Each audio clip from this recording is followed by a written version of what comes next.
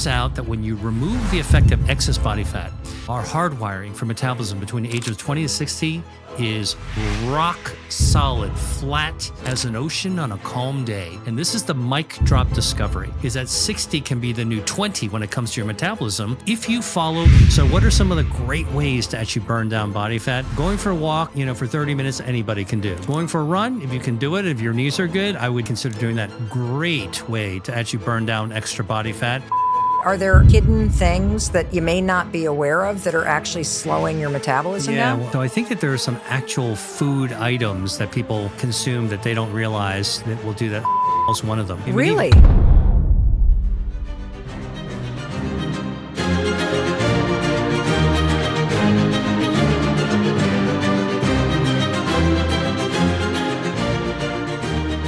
Metabolism is how your body gets energy and burns down energy, just like if you were a car, okay? So think about it. I mean, most of us have driven a car that uses gas.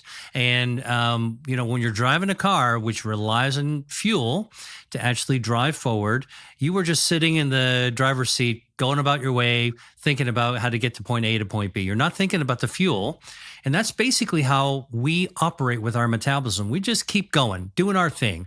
We got the checklist. We got to go shopping. We got to go pick up the kids from school or whatever. Okay.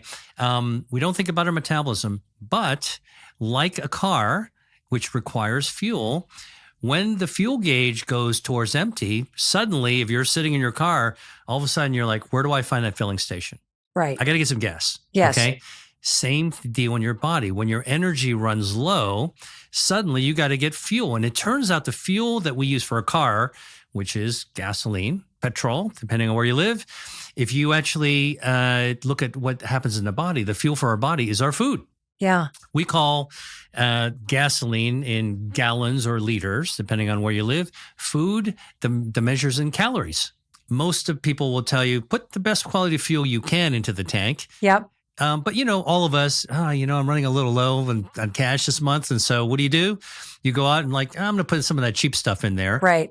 You know what? You fill up your car with a tank full of cheap gas once in a while. You're not going to know the difference.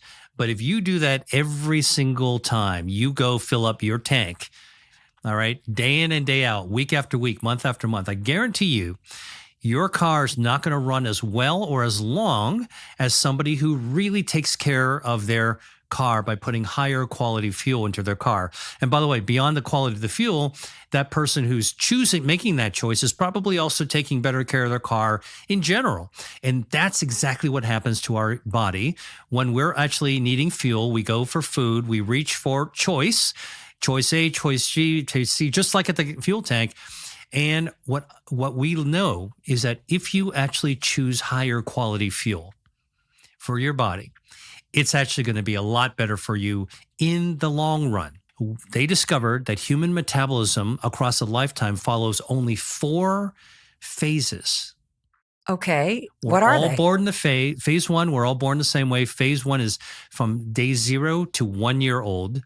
Human metabolism goes skyrockets, higher, 50% higher than the adult level of metabolism. So 1 year old is firing up their jets big time. But I'll tell you what it tells us. It tells us whatever we're exposing them to in that first year of life, we better think about that. The microplastics, the whoobies, the pacifiers, the binkies.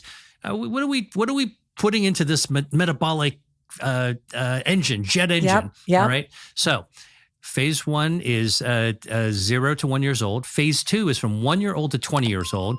This is that time where the teenagers are bouncing off the wall, eating 2 or 3 dinners, right? And you would think that their metabolism is going up, but this research shows that between the ages of 1 year old and 20 years old, metabolism is going down to adult levels. Okay. So the teenager is getting bigger, but the metabolism is slowing down. Okay. Now, and this is the mic drop discovery. All right. So for anybody who's watching this, you're going to want to rewind and listen to this again. This research discovered between the third phase is between the age of 20 and 60, right the time when you think that, your waistline is going to expand and you're going to gain all this weight. It turns out that when you remove the effect of excess body fat, our hardwiring for metabolism between the age of 20 and 60 is rock solid, flat as an ocean on a calm day, does not change. And what that means is that the way that we're hardwired is that 60 can be the new 20 when it comes to your metabolism if you follow what your body wants to do. Wow. Now, I'm going to come back to this because obviously people's weight changes and their size changes, but there's a reason for that. And the fourth phase, the final phase, is from 60 to 90 years old. Guess what happens to metabolism? It does start to slow down a bit. I mean, come on, you deserve it, 60 to 90, but only by 17%. By the time you're 90 years old, your metabolism's only 17% slower than when it was at 60.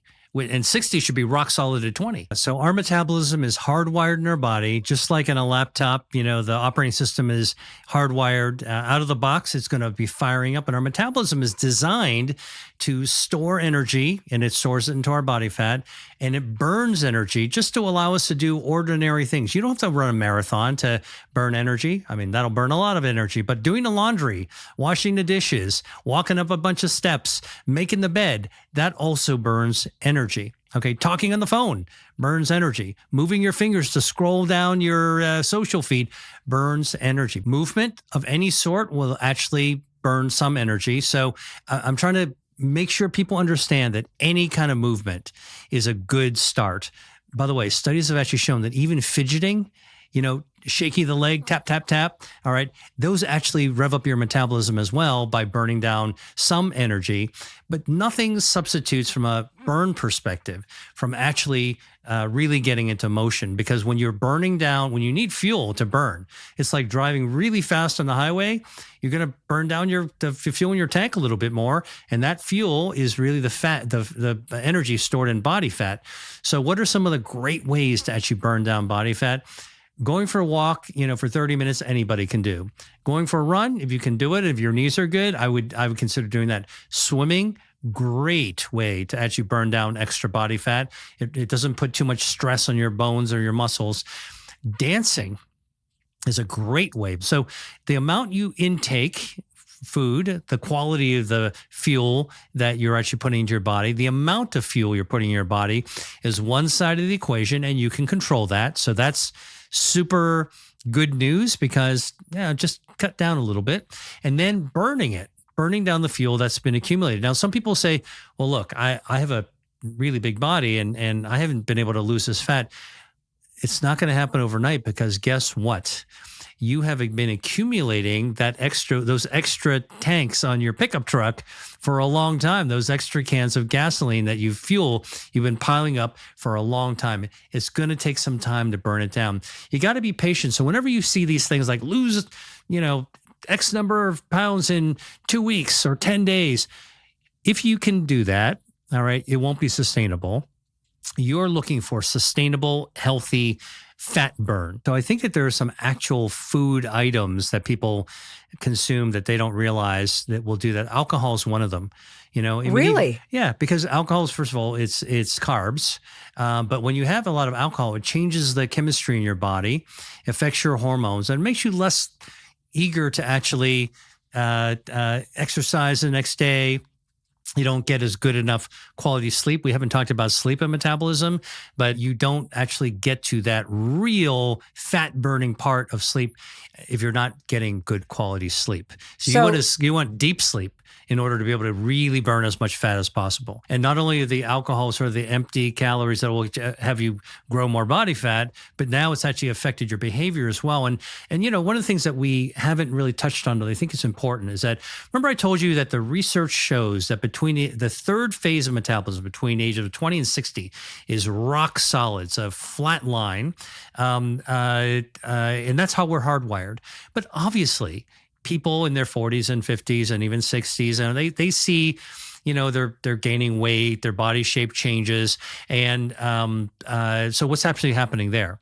Well, life is happening there. Okay. By the time you're 40 and 50, you've got so much going on in your life that you're less likely to have the same time that you had when you were 20 or 30 to be able to exercise regularly. We didn't talk about stress yet, but when you're super stressed out, you're in a constant fight or flight mode, and you're not burning fat as efficiently as you could. If you could recommend 3 foods, Dr. Lee, that somebody add that would improve their metabolism and help them lose weight, what would those 3 things be? Beans. Okay. Cook them in a healthy way with extra virgin olive oil because they actually feed your gut microbiome, which lets your bacteria have 39 trillion trainers in your gut actually help you lose weight. All right. Burn down body fat. Number 2, tomatoes. So many ways that you can make tomatoes absolutely delicious. Raw, sliced, cooked, sauteed, seared, grilled. So many ways you can have tomatoes. Tomatoes actually contain lycopene that burn down harmful body fat. And then, here's one that, I think people might be surprised by, but onions. It turns out that onions have something called quercetin, and quercetin is a natural bioactive that fires up your brown fat to burn down extra harmful body fat. Now, you might say, onion's a little too strong for me. Caramelize them. Let the natural sweetness within an onion soften it up and boil, and it just takes off all that extra oniony stuff. I mean, look away so you don't have to breathe it in, or turn on the fan. And then you actually have this nice soft onion stuff that you can put on anything. Put it on a salad, put it on a sandwich. It's actually absolutely delicious. Sprinkle it in pasta. Those are 3 simple foods. Quercetin, also found in capers. Now, you made me think about something I personally love that most people might not be familiar with. Capers are a small little flower bud that is picked by hand from the Mediterranean, but you can find it in the middle aisle of a grocery store. It's in a tiny little jar, usually packed in a little bit of vinegar. Like pickled kind of thing.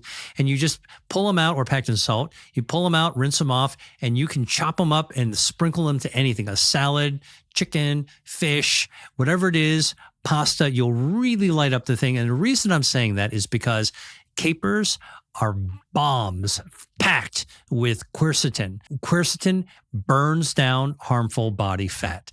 It activates your good fat, your brown fat, to burn down your bad fat, which is white fat. And it's a super activator of your taste buds. Calories are just a unit of measure, like for fuel.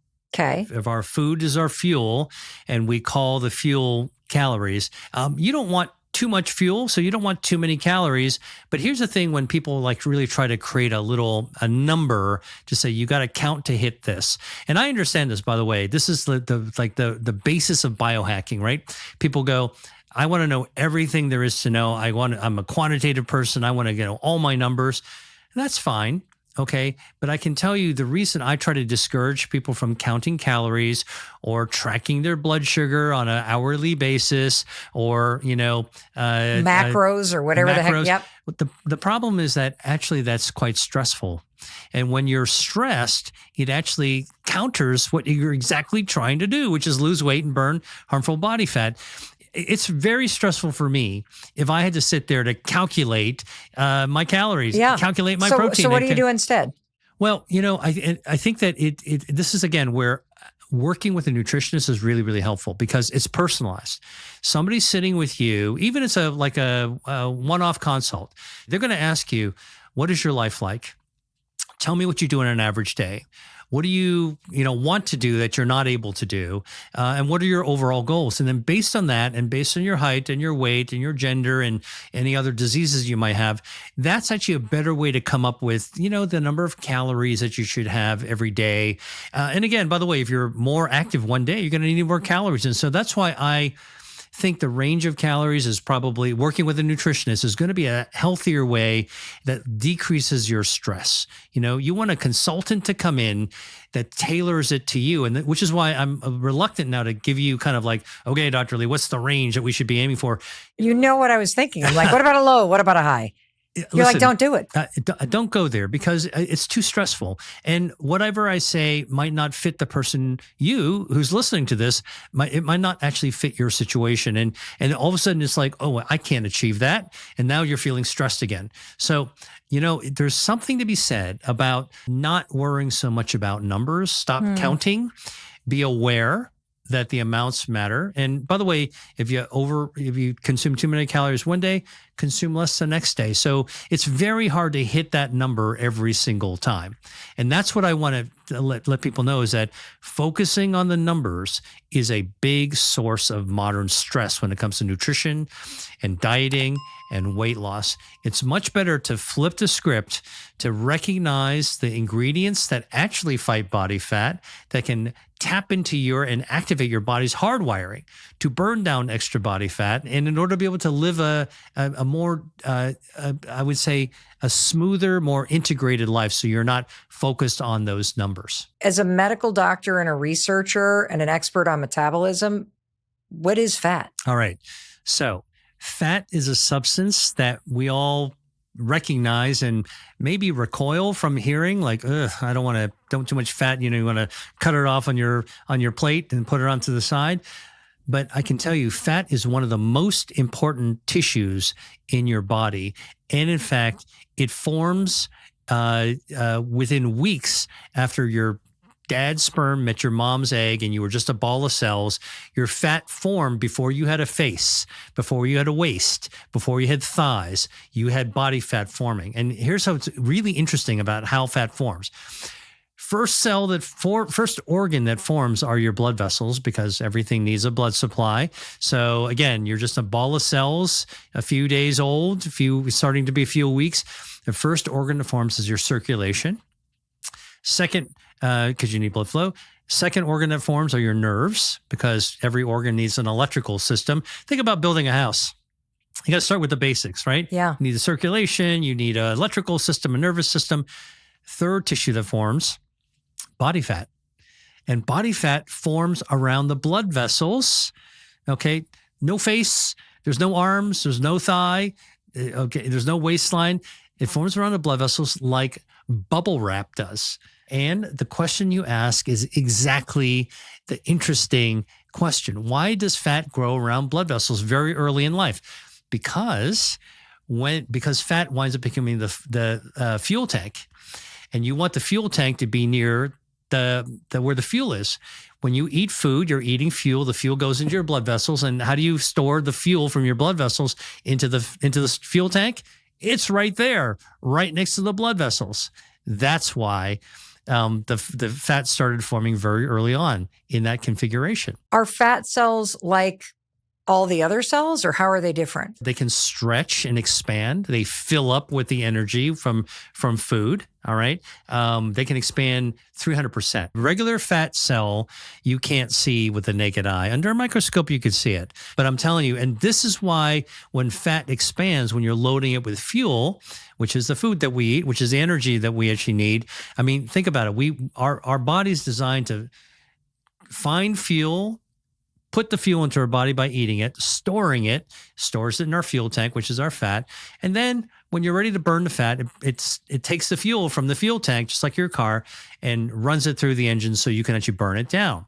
It's very simple. That's what metabolism is. Weight gain does not start with your muffin top, all right? What? Or your thighs. Weight gain starts in a very subtle way, and this has been studied with clinical research. It's the visceral fat, the fat that's inside our body. You can't see it, that starts to grow early. So when you have too many calories and you overflow your fuel tank, the first fat that grows is inside your body. You can't see it. Can you guess where you start getting fat accumulating first? I go from a Twinkie to a pear. So Okay. the rear end. It's not there. The first place anybody starts to gain body fat is in the tongue. The tongue? The tongue. Now, this is amazing because it's been studied in skinny people, actually. Even skinny people start to gain weight, and the first place they gain it is in their tongue. So check this out. The human tongue is made of 3 parts. You got the tip of the tongue, which Yeah. is like a Cirque du Soleil acrobat. You got the middle of the tongue, which is really strong, packed with muscle. Yep. And the back of the tongue is a big fat pillow, a pillow of fat. Yep. A third of it is all fat, okay, like marbly fat in the back of your tongue to allow food that you've chewed up to slide all the way back down into your stomach, okay? And so the back of your tongue is mostly visceral fat. And when you gain weight and start to grow extra body fat, one of the first places that it grows is in the back of your tongue. Okay, the last third of your tongue. Now, how do you know this? I was just about to ask you. How do you know it? Is if your bed partner you're sleeping with starts to say, "Hey, you're starting to snore." Okay, you didn't snore before, you're starting to snore. So this is, by the way, studied in skinny people. What happens is that when you actually start to gain weight and body fat grows in the back of your tongue, you got a fat tongue. All right, your tongue's getting fatter. Now, what happens when you're sleeping? You're relaxing, including your fat tongue starts to relax. And now your fat tongue is occluding your airways, is blocking your airway. So you wake up and you snort. You start to snore and you wake up and this is what your bed partner notices. So this has been studied in Scandinavia with thin people who are gaining weight and trying to figure out where is it beginning. And the telltale sign is snoring or being startled when you're sleeping because the tongue is the first place to get fat. Wow. And it's also then a sign that your metabolism is slowing down. It's a warning bell that things might actually be slowing down for you. Hey, if you like that video, then you're going to love this one. Check it out.